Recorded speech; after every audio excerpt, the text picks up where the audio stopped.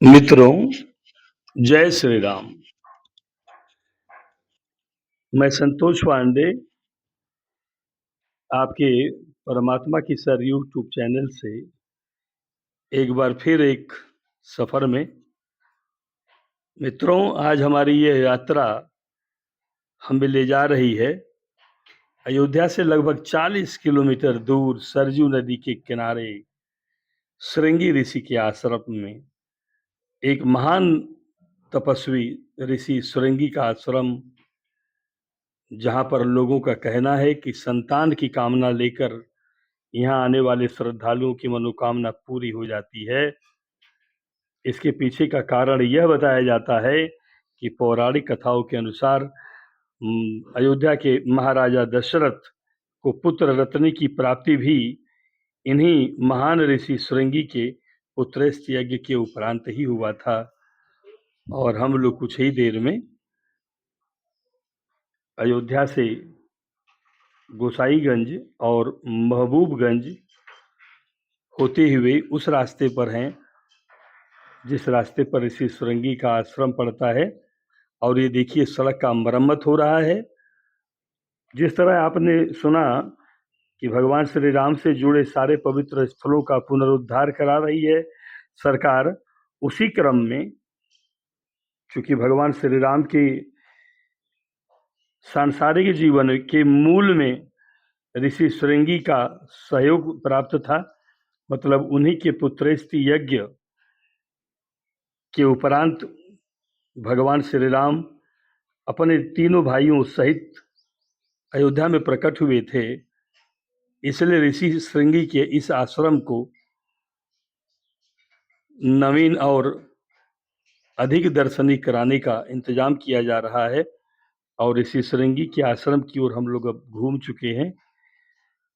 और यहाँ आप देख रहे हैं कि दोनों तरफ पहले के लगाए हुए पौधे और उनको घेरे में रखा गया है ताकि वे सुरक्षित रह सके और फल फूल सके। दोस्तों, ऋषि श्रृंगी महर्षि विभांडर, और ये विभांडर ऋषि कश्यप ऋषि के पुत्र हैं। विभांडर ऋषि और अप्सरा उर्वशी के संयोग से ऋषि श्रृंगी का जन्म हुआ है। और ऋषि श्रृंगी के विषय में एक और बात आपको बताता चलूं कि महाराज दशरथ की ज्येष्ठ पुत्री, जिनको भगवान श्री राम की बड़ी बहन का दर्जा प्राप्त है, उन्हीं शांता जी से ऋषि श्रृंगी का विवाह हुआ है। और इन आश्रम में बैठे हुए दो महंत ऋषियों से हमारी बातचीत हुई है।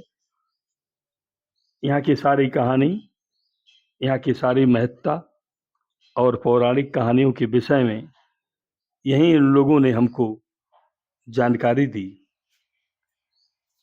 ऋषि श्रृंगी के आश्रम से प्रसिद्ध इस स्थान पर ऋषि श्रृंगी और उनकी पत्नी शांता का समाधि स्थल है। और हम उसी समाधि स्थल के परिसर पर बने लंबे चौड़े सुंदर चबूतरे पर खड़े होकर आपको दिखा पा रहे हैं। सरजू का पाठ है, सरजू का किनारा है। चूंकि गर्मी का मौसम है, तेज धूप है, और इसलिए सरजू में पानी थोड़ा कम है, लेकिन जिस समय वहाँ पे हम मौजूद हैं वहाँ पे सुंदर हवा बह रही है। धूप अवश्य तेज है, लेकिन छायादार पेड़ों की वजह से बहुत खराब जैसा कुछ नहीं लग रहा है। और अब हम आपको दिखाने जा रहे हैं ऋषि श्रृंगी की पत्नी शांता जी का समाधि स्थल एक सुरंग जैसे स्थान पर बना हुआ है। और मैं आपको बताता चलूं कि शांता जी की शादी श्रृंगी ऋषि से तब हुई जब राजा दशरथ क्या पुत्रेष्टि यज्ञ ऋषि श्रृंगी ने करा दिया। तो आखिरी दिन जब सारे ऋषियों को दक्षिणा आदि दान देकर के विदा करने लगे थे, उस समय ऋषि श्रृंगी के विदाई के समय उनको दान दक्षिणा, और ये सामने आप देख रहे हैं शांता जी का समाधि स्थल है। आज भी लोग जो नए वैवाहिक जोड़े हैं वहां आकर के उनका आशीर्वाद अवश्य लेते हैं। ऋषि श्रृंगी ने जो यज्ञ करा था मखौड़ा में आपके महाराजा दशरथ जी के लिए कि उनके यहाँ पुत्र हो, वह श्री ऋषि श्रृंगी के जीवन का पहला यज्ञ था और यह देवताओं को प्रसन्न करने का सबसे विस्तृत अनुष्ठान था, जिसकी वजह से देवताओं का आशीर्वाद मिलना तय था। और भगवान हरि नारायण ने पुत्र रूप में महाराज दशरथ के यहाँ जन्म लिया। उस समय देवताओं तक पहुंचने के लिए जितने शक्तिशाली मंत्र थे वे सारे के सारे मंत्र केवल ऋषि श्रृंगी को ही ज्ञात थे। और ये देखिए मंदिर का वैभव। और अब हम शांता जी की समाधि के बाद आपको हम ले चलेंगे महाराज ऋषि श्रृंगी के समाधि स्थल पे। और इस मंदिर के सामने नदी की ओर जाने वाली भी सीढ़ियां हैं, चारों तरफ सुंदर दृश्य हैं। उत्तर प्रदेश के फैजाबाद जिले में अयोध्या जी से कुछ दूरी पर सरजू के किनारे जो हम लोग खड़े थे वह शेरवा घाट के नाम से प्रसिद्ध है। और शेरवा घाट पर स्थित श्रृंगी ऋषि का इस आश्रम का बड़ा ही ऐतिहासिक महत्व है। ऋषि श्रृंगी का ये समाधि स्थल है। रामायण ग्रंथ का पारायण करने वाले भक्तगण ये जानते हैं कि त्रेता युग में अयोध्या जी से कुछ दूर चलने के बाद अगले प्रातः काल मुनि विश्वामित्र ने राम जी को बला और अतिबला की शिक्षा इसी जगह दिया था। और सरजू जी के तट पर राम जी ने सभी विद्याओं की माता कही जाने वाली इन विद्याओं को प्राप्त किया था। ये सारी लीलाएं इसी जगह घटित हुई थी। यह एक महान तपस्वी भगवान श्री राम के भी प्रकट होने का कारण कहे जाने वाले और अब तो भगवान श्री राम के निकट संबंधियों में बहनोई कहे जाने वाले महान ऋषि श्रृंगी की तपोस्थली है। इस महान स्थली का प्रताप ही इतना अधिक है कि यहाँ आने वाले लोग ऊर्जा से भर उठते हैं। मंदिर के सामने नदी की ओर जाने वाली सीढ़ियां बनी हुई हैं। और अब हम देखते हैं शांता जी और ऋषि श्रृंगी के आश्रम, उनकी समाधियों के बाद यह है श्री राम जानकी का मंदिर, जहाँ पे श्री राम जी और माता जानकी के साथ उनके अनुज शेषावतार श्री लक्ष्मण जी विराजमान हैं और साथ में सेवक रूप में पवन सुत हनुमान जी उनके साथ विराजमान हैं। शेरवा घाट के पास महबूबगंज से महज 2 से 3 किलोमीटर की उत्तर दिशा में यह सरजू के किनारे बहुत ही प्राचीन है श्री श्रृंगी ऋषि का आश्रम। और सरजू के किनारे किनारे यदि हम अयोध्या से यहाँ आना चाहें तो सिर्फ 20 किलोमीटर की दूरी है, और नहीं तो इस तरह से बाई रोड आने पर आपको लगभग 40 किलोमीटर की दूरी तय करनी पड़ती है। और इसी आश्रम में आपने देखा अभी चमकते धमकते हमारे पवन सुत हनुमान जी की लाल वर्ण की प्रतिमा को, उनकी सुंदर मूर्ति को। और यह वह वृक्ष है जहाँ पे मनोकामना पूरी होने पर लोग कच्चा धागा उस पेड़ में बांधना नहीं भूलते हैं। यहाँ के लिए यह मान्यता है कि उस समय भी यहाँ पे अनेक ऋषियों का निवास था और इन्हीं आश्रमों में ऋषि विश्वामित्र ने श्री राम लक्ष्मण जी के साथ में विश्राम किया था। मतलब अयोध्या से निकलने के बाद उनका पहला जो पड़ाव था वो मखौड़ा धाम था। मखौड़ा धाम वही है जहाँ पर ऋषि श्रृंगी ने भगवान के प्रकट होने के लिए, भगवान के उत्पन्न होने के लिए उत्तरेष्टि यज्ञ संपन्न कराया था। और अयोध्या से भगवान श्री राम जब विश्वामित्र जी के साथ में उनका यज्ञ संपन्न कराने के बहाने से जब जंगल की यात्रा, वन की यात्रा शुरू करते हैं, तो मखौड़ा के बाद ये दूसरा पड़ाव है ऋषि श्रृंगी का आश्रम, जहाँ पर श्री राम जी और उनके अनुज लक्ष्मण जी विश्वामित्र जी के साथ में रुके थे। यहाँ की सुंदरता आप देख रहे हैं। और आपको एक और अच्छी बात बता दूं, ऋषि श्रृंगी का यह आश्रम अयोध्या के परिक्रमा मार्ग पर स्थित है। मतलब जब हम यहाँ पे 14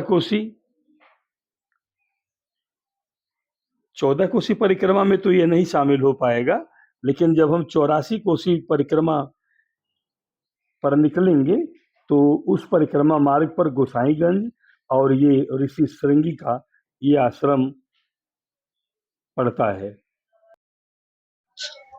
माता सरजू नदी के इसी तट पर ये हनुमान जी का मंदिर है, जो फिलहाल बंद था और पुजारी जी का मनोबल करके हमने खुलवाया, तो हमें यहाँ पे मिले मनोजमं मारुततुल्य वेगम जितेन्द्रियं बुद्धिमतां वरिष्ठम वातात्मजं वानरयूथ मुख्यम श्री राम दूतम शरणम प्रबद्धे। बोलिए पवन सुत हनुमान जी की जय। भगवान राम जी से जुड़े हम जिन जिन पवित्र स्थलों पर जा रहे हैं, वहाँ सब जगह हमें भगवान हनुमान जी का भी दर्शन प्राप्त हो रहा है। और यहाँ पर हनुमान जी की 2 मूर्तियां स्थापित हैं।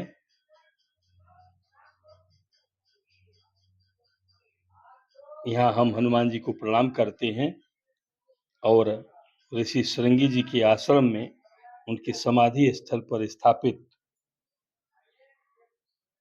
आपको ले चलते हैं एक दूसरे मंदिर में, जहाँ पर आदिशक्ति माँ जगत जननी विद्यमान है।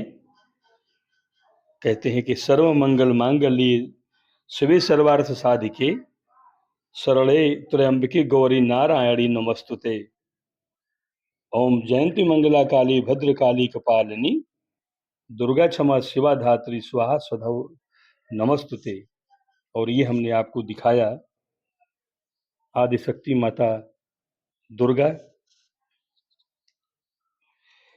इस आश्रम में अभी और भी कई छोटे छोटे मंदिर हैं,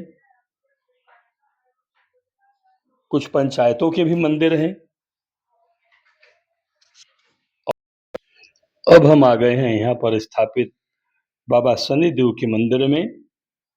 और शनिदेव के बारे में क्या कहा जा सकता है, सबकी तकदीर बदल देते हैं। ओम नीलांजन समाभासम रविपुत्रम यमाग्रजम छाया मार्तंड संभूतम तम नमामि शनिश्चरम। इनको भगवान यम का बड़ा भाई कहा जाता है और इनको सूर्य पुत्र भी कहा जाता है। और शनिदेव की पूजा आराधना लोग शनिवार को प्रायः ही सरसों का तेल आदि चढ़ाकर करते हैं। और कहा जाता है कि शनिदेव ने हनुमान जी को वरदान दिया हुआ था कि जो हनुमान जी की पूजा करेगा और जो हनुमान का नाम लेगा, शनि का क्रोध, शनि का प्रकोप, शनि की ढैया उस पर नहीं लागू होगी। अपने कारण रहे होंगे जिसकी वजह से शनिदेव हनुमान जी का बहुत ही सम्मान करते थे। नहीं तो पुराणों में और कथाओं में सुनने को तो यही मिला है कि शनिदेव को कुपित होने में देर भी नहीं लगती थी और शनिदेव के कोप का भाजन बनने का मतलब होता था भयंकर विविधाओं से जूझना। और यहाँ पर अब हम आए हैं गुरु रविदास जी के मंदिर में। गुरु रविदास जी के मंदिर में गुरु रविदास जी के विषय में बस इतना बताऊंगा कि इनको बहुत बड़ी बड़ी सिद्धियां जो लोगों को बहुत सैकड़ों साल तपस्या करके भी नहीं मिल पाती थी, गुरु रविदास जी को बड़ी से बड़ी सिद्धियां बहुत ही साधारण स्तर पे बहुत ही सरलता से प्राप्त हो गई थी। और इनके विषय में छोटी-छोटी कहानियाँ, उनको मशहूर कर देने वाली कहानियाँ आप लोगों ने सुनी ही होगी। और रविदास जी के बाहर, मंदिर के बाहर दाहिने तरफ देख सकती हैं ये महान कबीरदास जी बैठे हैं। कबीरदास जी, जिन्होंने राम नाम ही सिद्ध कर लिया था। कहते हैं राम का साक्षात्कार भी उनको हो गया था। और इस मंदिर के ये तीनों संचालक जी हैं, जो विभिन्न समय पर इस मंदिर का कार्यभार संभालते रहे हैं। और यहाँ से लगभग 1.5 किलोमीटर दूर हम सरजू जी के ही किनारे पर पहुंच रहे हैं। एक छोटा सा मंदिर है, लेकिन बड़ा ही सिद्ध मंदिर बताया जाता है। लोगों ने बताया कि महाराज दशरथ इस मंदिर पर आते थे पूजा करने, महादेव शिवलिंग पर जलार्पण करते थे। और यह मंदिर है श्री कामेश्वर महादेव धाम। और इस मंदिर में ही श्री महादेव ने प्रकट होकर दशरथ जी से कहा था, यह उन्हें सलाह दिया था कि श्रृंगी ऋषि को लेकर के तुम जाओ और अपने राज्य में पुत्रेष्टि यज्ञ कराओ, क्योंकि श्री ऋषि श्रृंगी इतने योग्य हैं कि इनके पुत्रेष्टि यज्ञ कराने पर आपको पुत्र प्राप्ति की जो मनोकामना है वो पूरी होगी। और महाराज दशरथ ने यही किया। महादेव के निर्देश पर ऋषि श्रृंगी को ले गए और उन्होंने पुत्रेष्टि यज्ञ कराया, जिसके उपरांत भगवान उनके परिवार में प्रकट हुए, अयोध्या में प्रकट हुए। और ये देखिए महादेव का शिवलिंग है। हम सादर प्रणाम करते हैं। कर्पूर गौरम करुणावतारम संसार सारम भुजगेंद्रहारम सदा वसंतम हृदयारविंदे भवम भवानी सहितम नमामि। एक बार बोलिए भगवान महादेव और नंदी महाराज की जय, माता पार्वती की जय, भगवान श्री राम की जय और जय जय श्री राम। Yeah.